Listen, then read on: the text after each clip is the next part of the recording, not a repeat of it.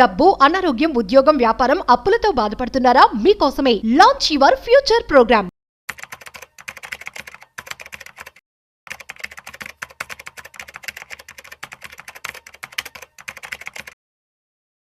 Hi hello నమస్తే welcome to business buzz with Rajeev Pasupuleti on Suman TV. So ఈ month or ఈ week market updates ఎలా ఉన్నాయి, అదేవిధంగా నెక్స్ట్ వీక్ మార్కెట్ అప్డేట్స్ ఎలా ఉండబోతున్నాయి, ఈ విషయాల మంద చెప్పడానికి qualified personal finance professional Ramesh Pasupuleti గారు ఉన్నారు. సో వారి మాటల్లో మరింత సమాచారం అడిగి తెలుసుకుందాం. సో హాయ్ సార్, నమస్తే. నమస్తే సార్, ఎలా ఉన్నారు? బాగున్నాను. యా, సో మార్కెట్ అప్డేట్స్ ఎలా ఉన్నాయండి? మార్కెట్ యాక్చువల్గా ఏప్రిల్ నుంచి రికవర్ అవుతుంది మనకు తెలుసు. అవును. సో మే నెలలో మిడ్ టు స్మాల్ క్యాప్స్ బాగా పెరిగాయి, ఆల్మోస్ట్ 10% పెరిగాయి మిడ్ టు స్మాల్ క్యాప్స్. అవును. సో సడన్ గా బుల్ మార్కెట్ లోకి వచ్చేసాం మనం. సో ఏప్రిల్ తర్వాత మన మార్కెట్ బుల్ మార్కెట్ లోకి వచ్చింది. అవును. కాకపోతే సడన్ గా మనం ఎవరు ఎక్స్పెక్ట్ చేయలేదు. ఇరాన్ ప్లస్ ఇజ్రాయెల్ కి ఏదైతే ఇప్పుడు దాకా సో కొంచెం పీస్ నడిచిందో అది మళ్ళీ ఇంత సీరియస్ అవుతుందని ఎవరు ఎక్స్పెక్ట్ చేయలేదు. ఓకే. ప్రాబ్లం ఏంటంటే ఇరాన్ ద్వారానే అందరికీ క్రూడ్ ఆయిల్ అట్నుంచే రావాలి యాక్చువల్గా. అవును. సో ఇరాన్ నుంచి మాక్సిమం క్రూడ్ ఆయిల్ చైనాకి వెళ్తుంది, నెక్స్ట్ మన ఇండియాకే వస్తుంది. సో అందుకని చెప్పేసి కొంచెం జియో పొలిటికల్ టెన్షన్స్ వచ్చాయి. అవును. సో ఇజ్రాయెల్ ఇరాన్ మీద ఇంకా జరుగుతుంది. సో బాగా టార్గెట్ చేసింది. అవును. యుఎస్ కూడా ఇరాన్ మీద కొద్దిగా సీరియస్ గా ఉంది. సో ఈ ప్రాబ్లమ్స్ అందరితోటి డెఫినెట్ గా యాక్చువల్గా పడిపోయింది మార్కెట్. ఫ్రైడే రోజు చూస్తే 300 పాయింట్స్ పడిపోయింది మార్కెట్. అవును. కానీ ఓపెనింగ్ 300 పాయింట్స్, కానీ 150 పాయింట్స్ మళ్ళీ రికవర్ అయింది మార్కెట్. అది ఎందుకంటే మన ఇండియన్ మార్కెట్ బుల్లిష్ గా ఉందని చెప్పడానికి ఇదే. సో ఇంత బుల్లిష్ లో కూడా మన మార్కెట్ ఏంటంటే కొంచెం కన్సాలిడేషన్ స్టేజ్ కి వచ్చింది. ఓకే. రావాల్సింది, ఎందుకంటే సడన్ గా పెరుగుతూ వచ్చింది. మిడ్ స్మాల్ క్యాప్ ఇండెక్స్ 10% ఇచ్చాయి. నిఫ్టీ పెద్ద పెరగలేదు మే నెలలో, అది మనకు గుడ్ థింగ్ అని చెప్పుకోవాలి. ఓకే. బాగా పెరుగుంటే బాగా పడేది ఇప్పటికి. సో బాగా పడలేదు కాబట్టి సో ఇక్కడ నుంచి కూడా ఇంకొంచెం పెరగడానికి అవకాశం ఉంది Nifty. Okay. So all time high వచ్చేసి 26,000 లెవెల్స్. అవును. సో 26,000 లెవెల్ నుంచి మనకి వెనక్కి వచ్చింది నిఫ్టీ. ఇప్పుడు 24,800 దగ్గర ఉంది. ఓకే. యాక్చువల్ గా మండే రోజు మార్కెట్ డౌన్ అయ్యిద్ది అనుకున్నారు, ఎందుకంటే సండే రోజు కూడా ఇంకా దాడులు ఎక్కువ జరిగాయి. కానీ మా మార్కెట్ ఇంకా బుల్లిష్ గా ఉండబట్టే 24,000 ఎస్టర్డే కూడా 24,800కి 200 పాయింట్స్ పెరిగింది. అవును. మండే. సో అందుకని చెప్పేసి మార్కెట్ అప్ లెవెల్స్ చూస్తే మాత్రం 25,500 లెవెల్ వెళ్ళడానికి అవకాశం ఎక్కువ ఉంది. ఓకే. ఇప్పుడు 24,800 ఉంది. 25,000 అబోవ్ క్లోజ్ చేస్తే మాత్రం 25,500 లెవెల్కి వెళ్ళిపోవడానికి, బుల్లిష్ మార్కెట్ అవడానికి చాలా ఎక్కువ అవకాశం ఉంది. ఈ వీక్ లోనా ఈ మంత్ లోనా? ఈ వీక్ లో అవచ్చు, ఈ మంత్ లో అవచ్చు. అంటే 25,000 అబోవ్ క్లోజ్ అయితే మాత్రం 25,500 వెళ్ళడానికి అవకాశం ఎక్కువ ఉంది. ఓకే. ఈ వీక్ లో అయినా కూడా అవచ్చు కొంచెం. అంటే ఇప్పుడు సపోజ్ ట్రంప్ సడన్ గా సీజ్ ఫైర్ అంటే, సో ఇరాన్ కూడా సీజ్ ఫైర్ అంటే, ఇజ్రాయెల్ కూడా సీజ్ ఫైర్ అంటే వెంటనే మనకి జంప్ అయ్యే వీక్ లోనే వెళ్ళిపోవచ్చు. ఓకే. 25,500 కి. లేదు సపోజ్ కొంచెం ఇంకొద్ది డిలే అయితే కొద్ది డౌన్ సైడ్ కూడా రావచ్చు. డ్రా డౌన్ సైడ్ రిస్క్ కూడా ఉంది మార్కెట్ కి.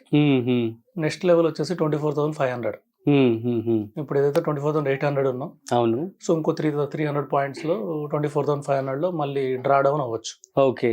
అక్కడ కూడా మళ్ళీ సపోర్టింగ్ లెవెల్ తీసుకోకపోతే 24,100 కూడా వెళ్ళొచ్చు. ఓకే. ఓకే. మార్కెట్ కానీ అక్కడ చాలా బుల్లిష్ ఉంటుంది. అక్కడ నుంచి సపోర్టింగ్ లెవెల్ ఎక్కువ ఉంటుంది. 24,100కి వెళ్తే మాత్రం డెఫినెట్ గా బై చేసుకోవచ్చు. ఓకే. అదే 24,500 లో కూడా కొంచెం బై చేసుకోవచ్చు. సో మన ఇండియన్ మార్కెట్ ఇప్పటికి కూడా still buy and rallies, so buy and dips. అవును. సో డిప్ అయితే డెఫినెట్ గా బై చేసుకొని మార్కెట్ హై చేసి వెళ్ళినప్పుడు కొంచెం సేల్ చేసుకుంటా ఉంటే డెఫినెట్ గా మార్కెట్ లో రిటర్న్ ఎక్కువ ఉంటుంది. ఓకే. పర్టికులర్ గా ఏంటంటే మిడ్ అండ్ స్మాల్ క్యాప్స్. అవును. కొద్దిగా లార్జ్ క్యాప్స్ ఇంకా వీక్ గానే ఉన్నాయి. లార్జ్ క్యాప్స్ పెద్ద పెరగట్లేదు. ఓకే. మనకు తెలిసినట్టే రిలయన్స్ ఇండస్ట్రీస్ కానివ్వండి, లేకపోతే పెద్ద పెద్ద స్టాక్స్ అవి యూజువల్లీ స్టేబుల్ గానే ఉంటాయి. అవును. పెద్ద పెరగవు, అలాగే ఇలాగ వార్ వచ్చినప్పుడు పెద్ద పడవు. సో వాటికన్నా మిడ్ అండ్ స్మాల్ క్యాప్స్ లో కొంచెం ఎఫెక్ట్ అవుతుంది అంటారు. ఇంకొంచెం పడచ్చు, అక్కడ బై చేస్తే కొంచెం ర్యాలీ కూడా రావచ్చు. అవునా? ఓకే. సో మరి ఇటువంటి టైమ్స్ లో ఎటువంటి స్టాక్స్ కొనాలి అంటే ఏం చెప్తారు మీరు? అదే actually mid and small caps లో, so mid and small cap index చూస్తే almost 60,000 mid cap index last year October లో 60,000 ఆల్ టైమ్ హైలో ఉండేది. అవును. సో ఇప్పుడు చూస్తే లాస్ట్ వీక్ ఆల్మోస్ట్ 58,000 దాకా వచ్చింది మిడ్ క్యాప్ ఇండెక్స్. అంటే ఆల్మోస్ట్ ఆల్ టైమ్ హైకి దగ్గరికి వచ్చింది. అవును. దగ్గరకు వచ్చి మళ్ళీ తగ్గింది, ఎందుకంటే కొంచెం ఈ జియో పొలిటికల్ ఇష్యూస్ వల్ల కొద్దిగా తగ్గింది. డెఫినెట్ గా మళ్ళీ 60,000 అబౌవ్ క్లోజ్ కావడానికి ట్రై చేయొచ్చు మిడ్ క్యాప్ ఇండెక్స్. మరి ఇటువంటి కండిషన్స్ లో ఇన్వెస్ట్మెంట్ చేయడం బెటర్ అంటారా, లేదంటే కొన్ని రోజులు ఆగడం బెటర్ అంటారా? అది బై అండ్ డిప్స్ కాబట్టి కొంచెం మార్కెట్ కొంచెం డౌన్ అయితే 24,500 వస్తే బై చేయొచ్చు. అంటే కొద్దిగా అగ్రెసివ్ బై చేయాల్సిన అవసరం లేదు.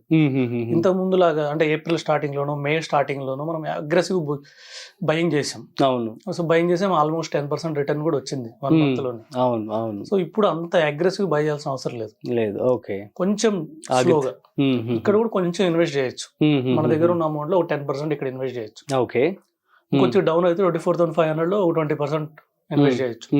24,100 మాత్రం వస్తే మాత్రం ఆల్మోస్ట్ 50% మనం బైలోకి వెళ్ళిపోవచ్చు. Okay. Strong levels.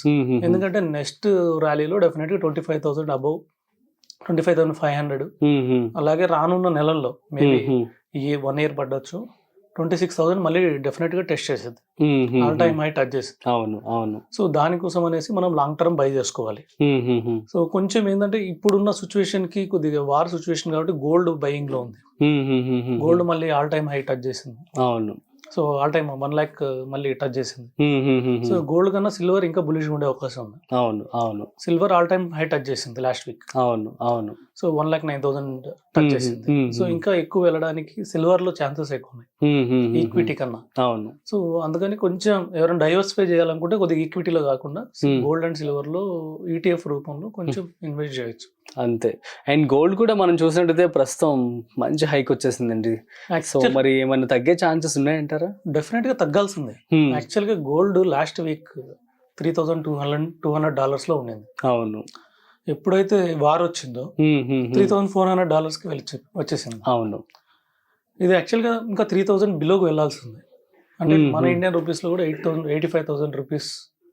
So 10 grams 85,000 రూపీస్కి వెళ్ళాల్సిన గోల్డ్ యాక్చువల్గా, ఎందుకంటే మార్కెట్స్ బులిష్లోకి వచ్చినాయి.